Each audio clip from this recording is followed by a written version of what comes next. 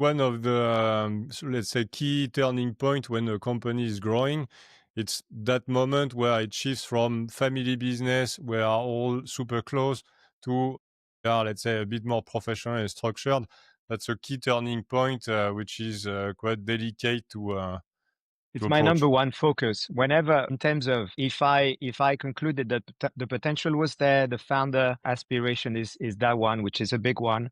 Sometimes they don't really know what they want for themselves, but if this is really what they want, and I'm convinced of the potential, and due diligence checks out, and I decided to, invest and help. This is the number one, two, and three enabler. That's the one thing that's going to take the longest, that's the hardest, and that's one that has a bit of irrational in it, because a lot of emotions flying around when you start doing this, both for the founders and for the employees.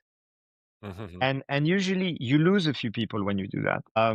And it's always very hard for those founders, because typically they will lose someone that was with them since day one, that has taken risk professionally, has worked countless hours, was there in moments of doubt and stuff. Emotionally, for a founder to sort of distance himself from all of that history, and say, okay, he or she is no longer the right person in the right place, is a super hard decision.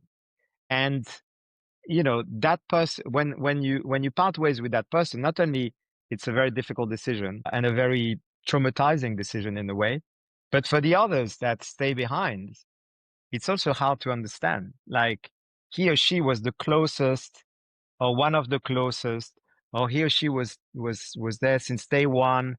They were so dedicated. They gave their life to this company. They gave their life to this founder, and now they're just being let go because, no, you're no longer the person we need. These are very hard decisions. And so, yes, back to your question. To me, that's usually the difficulty is not to try and find new talents. It's not to invest. It's not to raise capital.